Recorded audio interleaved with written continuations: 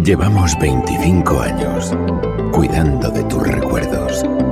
Todo Colección, donde viven los recuerdos.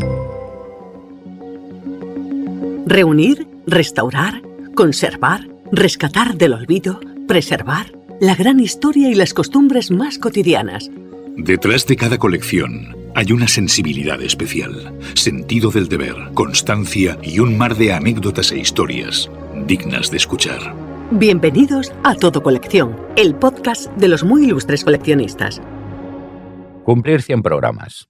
Es un orgullo celebrar contigo el episodio número 100 del podcast del coleccionista de Todo Colección.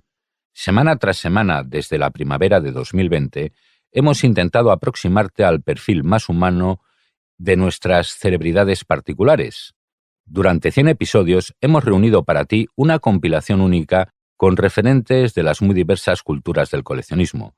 Te puedo asegurar que en el podcast de Todo Colección no encontrarás un capítulo igual. Las entrevistas que te ofrecemos en exclusiva toman rumbo propio. Cada entrega semanal tiene por común denominador la pasión, la inteligencia curtida en el amor incondicional por preservar un legado que creemos no debe de caer en el olvido. En el podcast de Todo Colección hemos disfrutado del privilegio y la compañía de autores consagrados de la literatura. Espido Freire, escritora. Para mí el valor principal de una colección tiene que ver primero con el valor emocional y después con el valor de lo compartido. Si existe después alguien, que puede ser desde un nieto hasta un vecino, desde alguien desconocido que se convierte en nuestro amigo, con quien compartir méritos y los sudores y los esfuerzos que nos ha llevado a completar esa colección, creo que todo el esfuerzo ha merecido la pena. Todo lo demás se lo lleva el viento, se lo lleva un golpe de mala suerte, se lo lleva aquello que hemos sido capaces de atesorar internamente, lo vivido, lo experimentado y lo compartido, es el legado que tenemos y el que dejamos. Guillermo Busutil, periodista y escritor. Cualquier lectura del pasado, de aquellos que nos escuchen, la memoria siempre guarda muchas luces. Volver sobre tus huellas, reencontrarte con aquel joven lector o lectora que fuiste y degustarlo de otra manera que por lo general es más enriquecedora. Andrés Trapiello, escritor. La vida es juntar cosas, completar cosas, que si tienen un sentido y si siguen teniendo un sentido mantenerlas reunidas, y si no, si ha sido una especie de pura diversión, de juntar, ir echando en un bote canicas de cristal muy bonitas y de pronto encuentras a un niño que le gustan, pues da todavía más gusto que coleccionarlas, regalárselas a él y ver que le hace tanta o más ilusión que a ti el haberlas reunido. Juan Soto Ibars, periodista y escritor. Los libros viejos muchas veces son mucho más jóvenes que los libros nuevos. Y me explico. Los libros nuevos casi siempre tienen referencias en Internet. Y muchas veces cuando uno lee bibliografías, se encuentra con títulos y con autores que no están en Internet. Esos libros son un secreto para Internet. Así que recomiendo a la gente que use las bibliografías de los libros que le interesan para encontrar todo. Antonio Magán, escritor y librero. El coleccionista tiene una cosa buena y una cosa mala, ¿no? Que es el espíritu del coleccionista, ¿no? Ese afán de coleccionar. El ansia de colección le da sentido a su vida. Podría vivir 100 vidas seguidas y seguiría coleccionando. Juan Eslava Galán, escritor. Conocer sobre lo que estás coleccionando, es decir, informarte, porque el coleccionismo es también cultura y es una faceta muy importante de la cultura. Así es que yo me quedaría con esa idea de que el coleccionismo es cultura. En el podcast de Todo Colección también te hemos puesto en contacto con coleccionistas desconocidos para el gran público, pero que son figuras de referencia en su ámbito de estudio, de la numismática y la filatelia a la forondotelia, la cartofilia, bibliófilos empedernidos, cazadores de papel, rastreadores de discos, películas, anticuarios, tasadoras, coleccionistas de muñecas, amantes del manga y de los cómics, y también de los superhéroes de TVO, que no son solo cosa de niños. En estos tiempos, la imaginación y la fantasía nos refugia y regala un respiro. Durante 100 programas hemos intentado comunicar la creatividad y el tesón, la historia personal, la importancia de los detalles, el significado de un regalo, de un obsequio que motivó una futura afición. Todo con la intención de transportarte por unos minutos a los días más gozosos para hacerte revivir tus mejores recuerdos. Un viaje compartido en el que siempre nos hemos sentido acompañados con tu presencia a este y al otro lado de la mar Océana. Por eso, de parte del equipo de Todo Colección, la principal plataforma web de coleccionismo en habla hispana que cumple 25 años, en nuestro programa podcast número 100, muchas gracias por estar ahí. Nunca dudes que seguiremos trabajando para ti aquí en Todo Colección, donde viven los recuerdos. Estás escuchando Todo Colección, el podcast de los muy ilustres coleccionistas. Bienvenido al episodio 100º de Todo Colección, en numeral capítulo 100. Para celebrarlo, contamos con un invitado excepcional, créeme. Es periodista, investigador, escritor, Premio Planeta del año 2017. Pero ante todo, Javier Sierra es muy buena persona.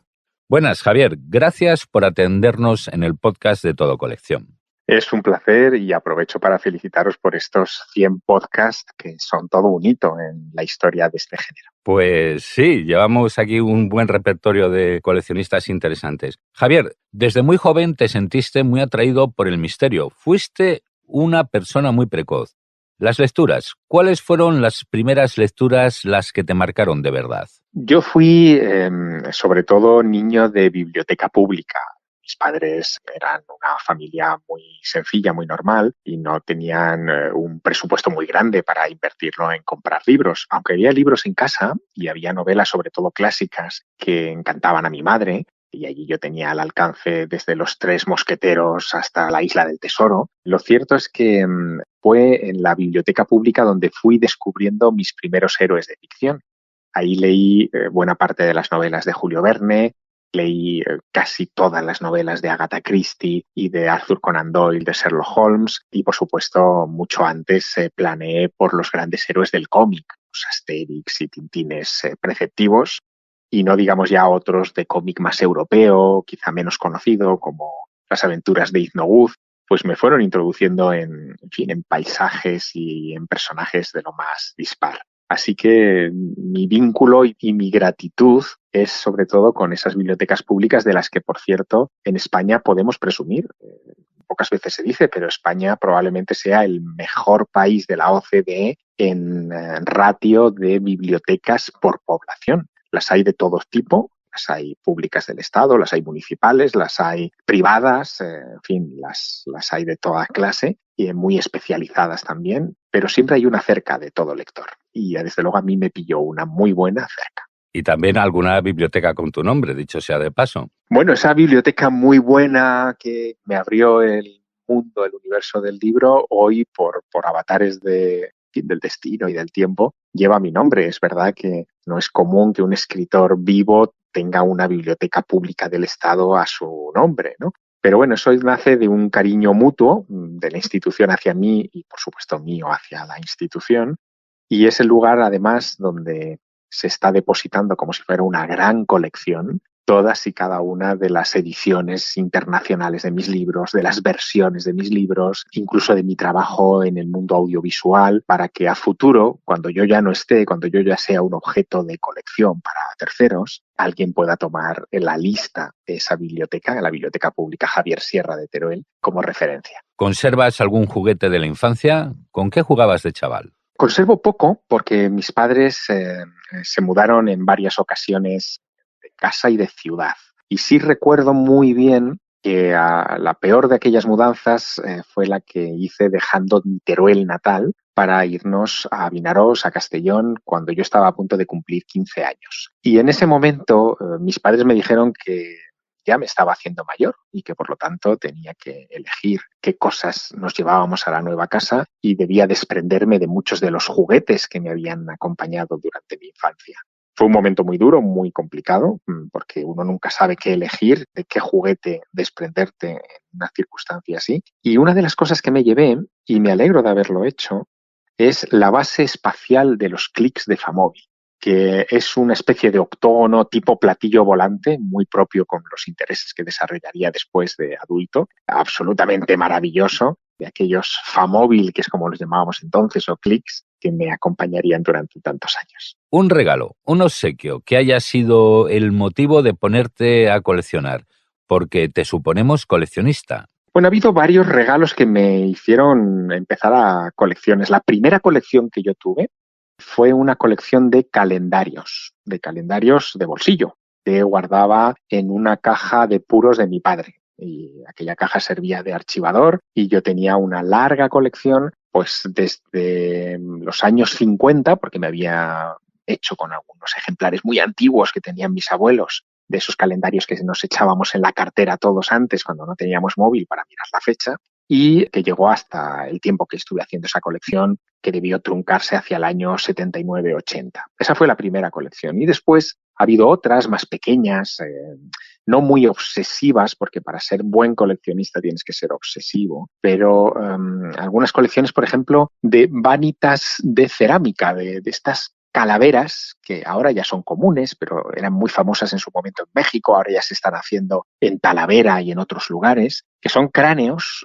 humanos hechos en cerámica, muchos de ellos escala 1:1, es decir, a tamaño natural, donde está pintado encima pues algún recordatorio de la futilidad de la vida, ¿no?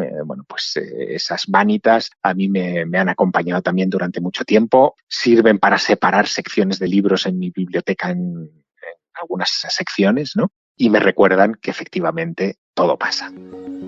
Si eres coleccionista, caerás en nuestras redes. Sigue la actualidad y los lotes más curiosos en los perfiles de Todo Colección en Facebook, Twitter, Pinterest, Instagram y canal YouTube de Todo Colección. De los enigmas y ovnis a la alta literatura y éxito de ventas, pasando por el Premio Planeta del año 2017. Durante años has soportado comentarios con mucha elegancia y sigues fiel a los grandes misterios con éxito de crítica y ventas. Un caso paranormal el tuyo. Bueno, yo creo que es más un caso de criterio el mío, ¿no? Yo sabía que interesarse por los ovnis era tan legítimo como interesarse por la matemática avanzada o por la física cuántica o por, no sé, la estructura molecular de los caracoles. Todo lo puedes enfocar desde una perspectiva seria, haciendo las preguntas oportunas, discerniendo entre lo que merece la pena y lo que es simple fanfarria o bulo o mentira o imaginación. Y eso yo lo hice con el tema de los ovnis desde muy pequeño. Obviamente, en fin, mi pasión por los ovnis me llevó a leer pues muchas cosas que hoy probablemente no les recomendaría a mis hijos que leyesen, ¿no?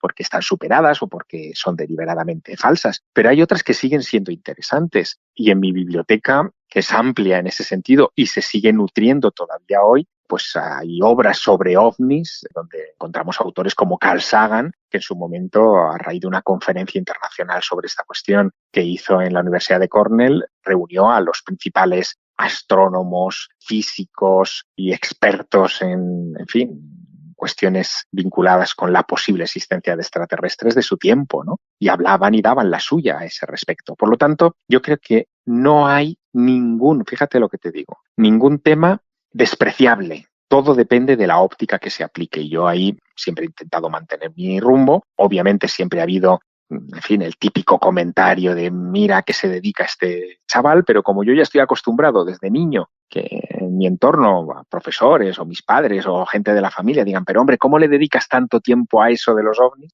Bueno, como ya estoy entrenado y yo ya sabía lo que quería, mi criterio me ha mantenido en el camino.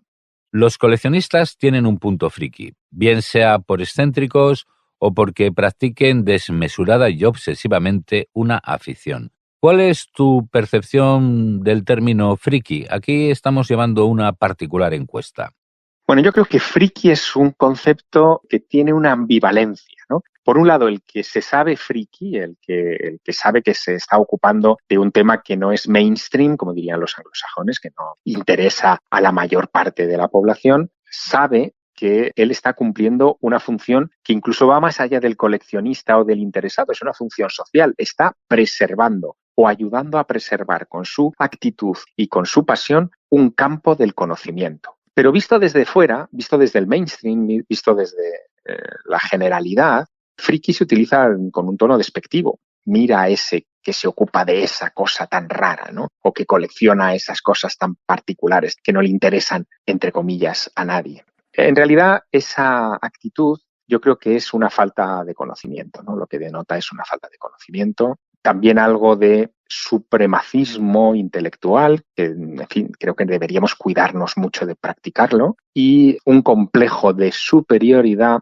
que no lleva a ninguna parte. Como comunicador te has desempeñado prácticamente en todos los soportes, prensa escrita, revistas, periódicos, también radio, televisión, conferenciante, gran docente, doy fe, y solo te falta una película de cine. Javier, ¿en qué medio te sientes más a gusto y el que te gustaría probar? Quizá el medio en el que me siento más a gusto, porque fue en el que empecé y porque sigo practicándolo pese a que muchas veces el tiempo me deja poco margen para hacerlo, es la radio. La radio es el mecanismo de comunicación por excelencia. Preserva la voz, uno puede crear solo con ella su propia atmósfera, su propio ambiente, puede dotarla de un ritmo o de otro, puede alterar a voluntad casi el ritmo cardíaco del que te está escuchando, y a mí eso me parece que es muy interesante y sobre todo exige al oyente algo que nosotros tenemos por nuestra propia naturaleza, exige imaginación. Yo puedo estar contando una historia a un oyente, hablarle de las dunas que rodean un templo perdido en un oasis en la frontera entre Libia y Egipto, y dándole unas pinceladas, ese oyente va a viajar a ese lugar y va a estar viendo, no diría solamente viendo, va a estar sintiendo sus pies sobre esa arena caliente del desierto. Eso es magia y por lo tanto es un campo en el que me siento muy a gusto, ¿no? ¿Dónde me gustaría en algún momento estar? Bueno, pues me gustaría estar, por ejemplo, en una gran producción de cine, ¿no? Algunas de mis novelas han pasado por filtros para llegar a la gran pantalla. Ninguna todavía ha superado los últimos filtros, que suelen ser los presupuestarios, porque son novelas caras de llevar al cine. Pero en el momento en el que una de ellas lo haga, salte a serie de ficción o salte a película de gran formato, ten por seguro que voy a estar ahí, no por afán de control, que también, claro, sino sobre todo por afán de aprendizaje, porque entiendo que es una gigantesca coreografía la que hay que coordinar para que una buena película llegue a término. Eres el único autor español contemporáneo que ha logrado situar sus novelas en el top 10 de los libros más vendidos en Estados Unidos. Y el segundo escritor español, muy interesante, el segundo escritor español más traducido. Manías de escritor, Javier, las notas a mano, lo de la inspiración, la transpiración y el folio en blanco. Yo soy hombre de pocas manías. He aprendido a ser muy flexible, tanto por los cambios que se han cruzado por mi vida. Antes hablábamos de los cambios de domicilio, por ejemplo, y los saltos que tuve que dar en varias etapas de mi pasado, como por mi manera de trabajar. Yo me adiestré mucho en el periodismo y muchas veces en esa profesión uno tiene que terminar una crónica o enviar un artículo en circunstancias que no son las ideales para escribir. Por lo tanto, no puedes aferrarte a manías porque esas manías al final lo que hacen es paralizar. Sí que en cambio soy muy, ¿cómo decirlo?, muy obseso de encontrar el tono correcto a la hora de empezar una historia. Es lo que más me cuesta, arrancar una novela. Puedo tener las ideas, puedo tener más o menos dibujados los personajes, puedo tener una idea cierta de por qué lugares quiero transitar o por qué momentos quiero pasar, pero me cuesta mucho encontrar ese aldabonazo inicial que muchas veces no tiene por qué ser espectacular o altisonante, simplemente tiene que funcionar en mi cabeza, tiene que tener un ritmo determinado, tiene que transmitir algo. Y esa es quizá mi única manía, encontrar el buen momento, el buen arranque para cualquiera de mis historias. ¿Ya disfrutas de Todo Colección en la palma de la mano? Descarga la aplicación de Todo Colección en tu móvil. Compra, vende, negocia, puja. Consulta en tiempo real Todo Colección, donde viven tus recuerdos.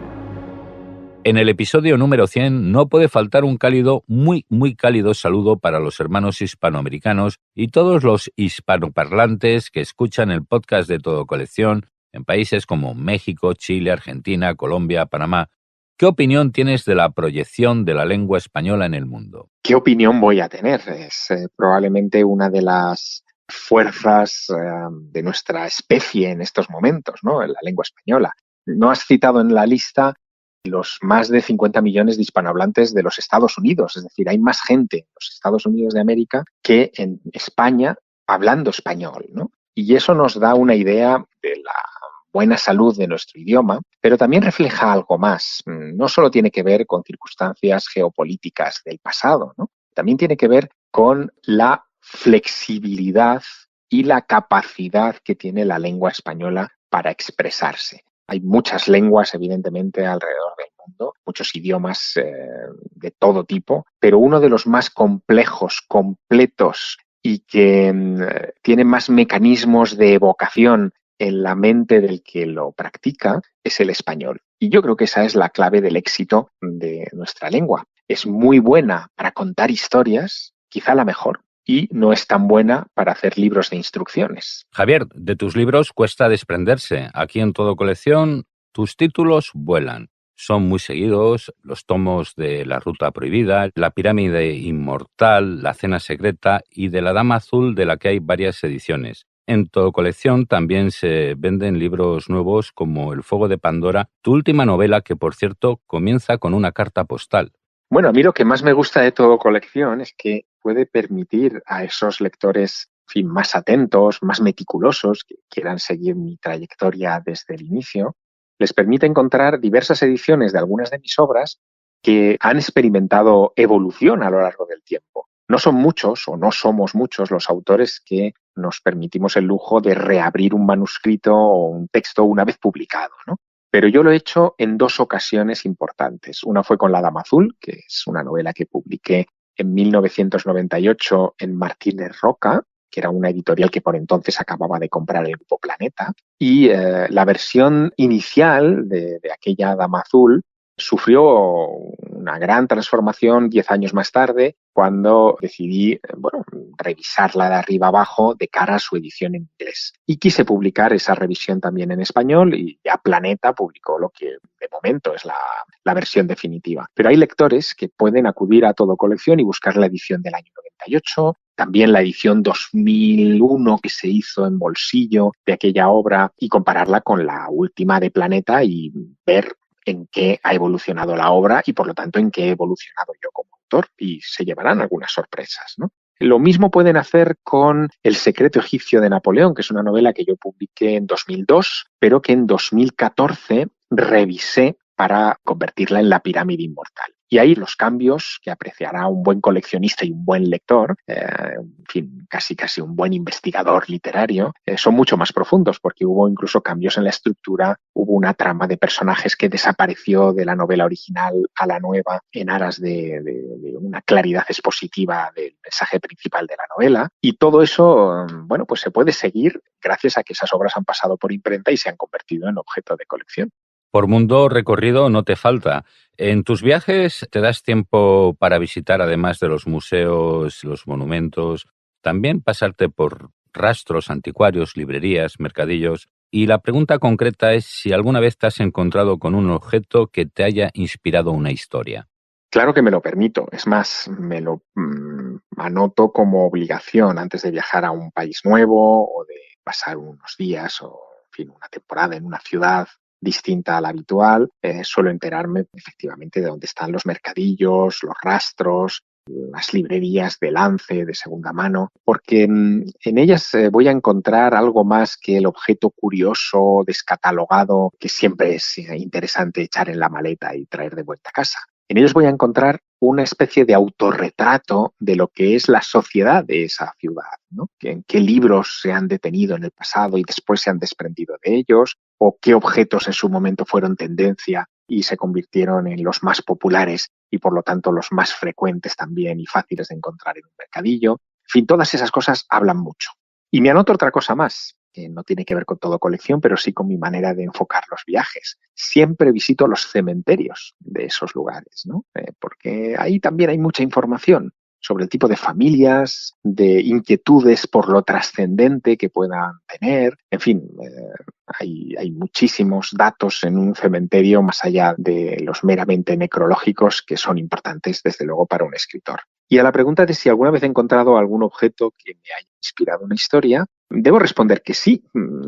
Y eso ocurrió en Londres hace ya algunos años, cuando encontré unas tablas de madera en las que había representado un símbolo raro, que después supe que era un símbolo mágico vinculado a John Dee, uno de los grandes nigromantes, en fin, del Renacimiento, un personaje muy transversal que estuvo al servicio de los reyes de Inglaterra, pero que llegó incluso a influir en los de España en la época de Felipe II. y que es la mónada jeroglífica. La mónada jeroglífica era una especie de jeroglífico, como su propio nombre indica, que representaba todos los símbolos sagrados del mundo antiguo. Era un talismán, una representación gráfica para dar poder y para proteger.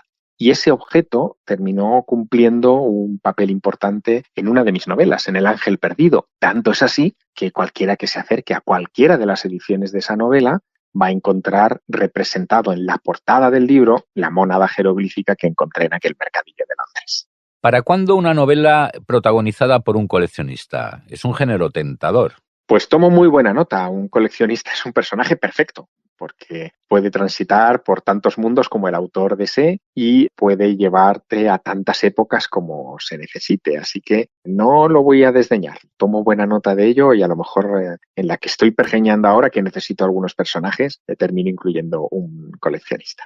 Tenemos la sensación de que eres una persona metódica y ordenada. Y aquí esto no es que sea de prensa del corazón ni de cotilleo, pero es cierto que trabajando con Enrique de Vicente le organizaste el archivo, porque aquello debió de ser una tarea titánica. Lo intenté, desde luego. Eso fue a finales de los 80, cuando conocí a Enrique de Vicente, que entonces él trabajaba como periodista y era una de las firmas habituales de la revista Muy Interesante, con unos artículos de portada verdaderamente memorables. Pero él vivía en un piso en Madrid que no era muy grande, pero tenía un par de habitaciones absolutamente atestadas de papeles, de recortes de prensa, de fotografías, diapositivas, cintas de cassette, de los más variados temas, porque Enrique sigue siendo una persona de inquietudes intelectuales muy abiertas, muy dispares, y traté de ponerle orden a todo aquel caos. Digo traté porque cuando lo conseguía o cuando creía que había hecho un avance significativo, Enrique necesitaba un dato o una consulta a algún recorte de prensa antiguo, entraba directamente como el séptimo de caballería en su propio archivo y me lo volvía a poner patas arriba, ¿no?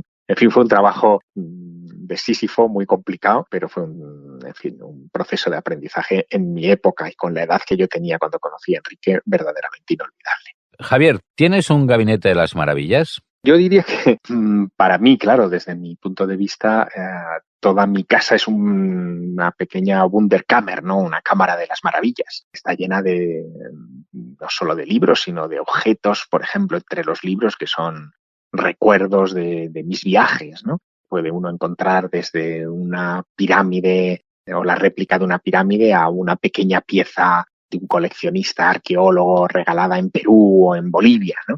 En fin, todo eso de alguna manera le va dando un carácter particular a mi biblioteca y sobre todo convierte cada uno de esos objetos, y esto es lo más importante para mí, en auténticos instrumentos de la memoria. Porque cada una de esas piezas, igual que lo son las notas en mis cuadernos o los billetes de avión que termino adhiriendo con pegamento en ellos o, en fin, los mil detalles que pueda deslizar dentro de un libro, desde un marcapáginas a un billete de banco de un país, todos esos elementos estimulan un recuerdo.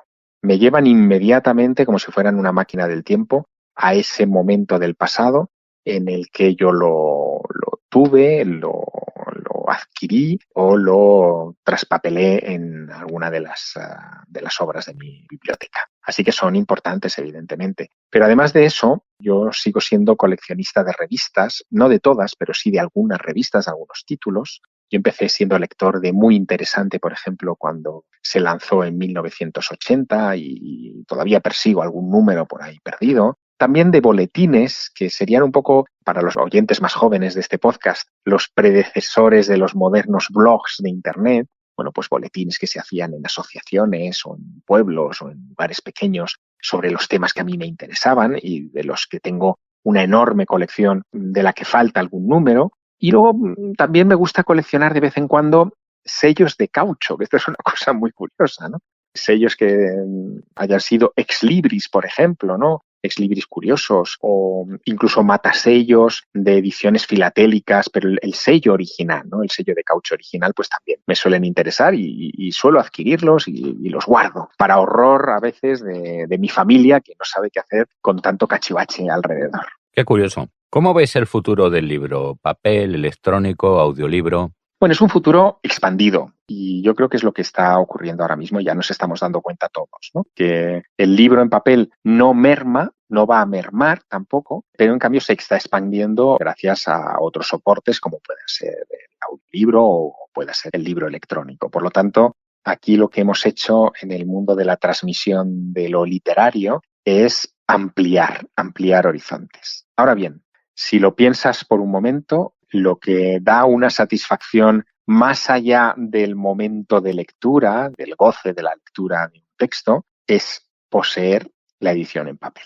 Es lo que te recuerda que lo has leído, lo que hace que ese espacio que ocupa en tu casa sea una cicatriz permanente, una marca permanente de ese buen recuerdo que tienes asociado a esa historia entre dos cubiertas de cartón. ¿Qué estás leyendo estos días? Pues estoy releyendo a Jorge Luis Borges y sus ficciones a raíz de una conversación que tuve hace un tiempo con Luis Alberto de Cuenca.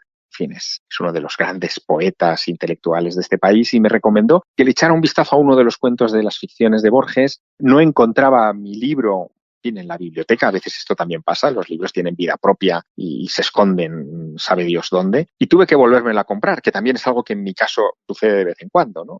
Luego tendré 2 ficciones de Borges, no importa, son libros que no me importa en absoluto tener por duplicado. Y también acabo de leer un libro muy interesante de Judith Shalansky que se llama Inventario de algunas cosas perdidas, que es una ficción fantástica sobre objetos que nunca han existido, pero que hemos buscado todos. Próximos proyectos, si se pueden comentar. Bueno, en este mundo de adaptaciones permanentes de los grandes contenidos, a mí me ha tocado el momento de llevar al cómic una de mis novelas. He estado trabajando 7 años con La pirámide inmortal, que es esa novela en la que cuento la peripecia de Napoleón Bonaparte en Egipto en 1798-99 y la noche que decide pasar a solas en el interior de la Gran Pirámide, ¿no? Bueno, pues esa novela, que es muy evocadora, es el siglo XIX y es el choque de 2 civilizaciones, el Egipto de los otomanos y la fulgurante cultura francesa del XIX tras la Revolución, ha tomado forma ya de cómic y próximamente va a llegar a las librerías. Bueno, para mí ha sido una satisfacción enorme, ¿no? El ver cómo el proyecto ha ido creciendo en estos 7 años, cómo he podido trabajar con un equipo fantástico, con Cesc Dalmases, que dibujó hace un tiempo la adaptación de Victus de Sánchez Piñol al cómic, y con Salva Rubio, que es un guionista excepcional, un experto en Indiana Jones, por cierto, que ha trabajado conmigo en el tema de cómo convertir casi 400 páginas de una novela en 80 páginas de una novela gráfica, de un cómic, que yo creo que va a sorprender a muchos de mis lectores. Estaremos pendientes porque la comunidad todo coleccionista también es muy aficionada al cómic. ¿El consejo o la reflexión final para el coleccionista? El minuto de oro le decimos aquí. Pues ese minuto de oro yo lo dedicaría a invitar a los coleccionistas a colocar las colecciones en sus testamentos, que indiquen a sus herederos qué destino quieren dar o imaginan que sería el mejor para eso que han estado atesorando durante tantos años de su vida. Puede ser desde un pequeño museo municipal a un familiar que de repente tenga la misma sensibilidad que el coleccionista original y que continúe con su tarea. Pero es muy importante que se deje constancia a los herederos del futuro que queremos para las colecciones y así evitar que un trabajo que es maravilloso termine disperso en la inmensidad de la nada, ¿no? Es una gran reflexión. Javier Sierra, muchas gracias por habernos atendido tan amablemente en el podcast número 100 de Todo Colección. Te deseamos una muy fructífera y larga vida, creativa y muy próspera. Muchas gracias y hasta siempre. Hasta siempre y, bueno, feliz búsqueda, que es lo que hay que desear siempre a un coleccionista. Estás escuchando Todo Colección, el podcast de los muy ilustres coleccionistas. Y no te vayas todavía, no te vayas por favor, que ahora llega Rosalía Romero con sus noticias literarias. Libros, sellos, monedas, cromos, juguetes, antigüedades, arte. ¿Y tú qué coleccionas? Decía Emily Dickinson que para viajar lejos no hay mejor nave que un libro. En plena semana del libro, en nuestra sección de hoy hemos recopilado algunos de los más vendidos de la historia para que te teletransportes a otra dimensión a través de la lectura. Desde aventuras e historias de fantasía con las que dejar volar la imaginación, hasta novelas reflexivas que nos invitan a pensar sobre nosotros mismos. Historias de ficción y realidad que no pueden faltar hoy en tu colección. Los libros y las lecturas son amistades que nunca defraudan. Como no defrauda el que es hoy el libro más vendido de la historia de la literatura, Don Quijote de la Mancha, escrito en 1605 por Miguel de Cervantes. Entre más de 17.700 lotes en venta, en Todo Colección dispones de la edición impresa de Ibarra. 4 tomos de cantos dorados, editados en 1780 a petición de la Real Academia Española, siguiendo sus normas ortográficas y sintácticas. Entre Gigantes y Molinos se encuentra también Historia de dos ciudades. Escrito por Charles Dickens, su primera edición se publicó en 1859 y hasta la fecha ha conseguido vender más de 200 millones de ejemplares. Escrito originalmente en inglés, narra la vida en la época de la Revolución Francesa y refleja la sociedad de aquellos años en 2 ciudades europeas clave, Londres y París. De Charles Dickens a mí me encantan también los papeles póstumos del Club Pickwick. Pues mira, Ignacio, a mí el que me gusta es el que es hoy el tercer libro más vendido del mundo. El Señor de los Anillos, La Comunidad del Anillo, con más de 150 millones de copias vendidas. Esta novela de fantasía, que se desarrolla en la tercera edad del Sol de la Tierra Media, ha sido llevada al cine y sigue gozando hoy de buena salud. Una comunidad en serie, el universo de Tolkien es fascinante. Como fascina el del mago más famoso del mundo, Harry Potter y su piedra filosofal. Con más de 1.300 lotes en venta en Todo Colección, es uno de los libros de ficción más vendidos de la historia y sus películas han arrasado en taquilla. Terminamos con un clásico de la literatura infantil apto para todos los públicos y que aborda temas tan amplios como el amor, la amistad o el sentido de la vida. Escrito por Antoine de Saint-Exupéry, El Principito ha superado ya los 140 millones de ejemplares vendidos. En nuestro portal dispones de más de 14.000 lotes en venta, del que es hasta ahora el libro francés más leído y traducido de todos los tiempos. Y lo que le queda, porque se trata de una obra eterna, de unos valores eternos. Historias eternas, reales, fantásticas o curiosas que son hoy auténticas joyas de la literatura y cuyas primeras ediciones, descatalogados, libros antiguos o de segunda mano puedes encontrar hoy en Todo Colección, donde los libros continúan siendo protagonistas indiscutibles y líderes de ventas. ¿Cuánto vale? Sigue la cotización de tus tesoros con Orientaprecios, la mayor base de datos para aproximarte a la tasación de lo que compras, vendes o subastas. Orientaprecios de Todo Colección, solo para usuarios registrados. Pues hasta aquí el episodio número 100. Esperamos que te haya gustado. Gracias por acompañarnos y dejarnos un comentario. Ya sabes, es fácil, gratis, y un me gusta con el pulgar hacia arriba nos anima a continuar con esta tarea divulgadora de la cultura del coleccionismo. Te invito a sumarte a esta apasionante misión. Puedes enviarnos un email con tu propuesta a comunicación@todocoleccion.net. Insisto en que te cuides y te recuerdo que para tus compras y ventas, con el servicio de envíos de Todo Colección y Pago TC, la vida es más sencilla. Aquí, a pie de micro, te habla Ignacio del Valle. Nos vemos, nos escuchamos en el próximo episodio de Todo Colección, donde viven los recuerdos más celebrados. Fin de la cita. Hasta el próximo episodio de Todo Colección, el podcast de los muy ilustres coleccionistas. Seguimos en contacto en el Facebook, Twitter, Pinterest, Instagram y canal de YouTube de Todo Colección.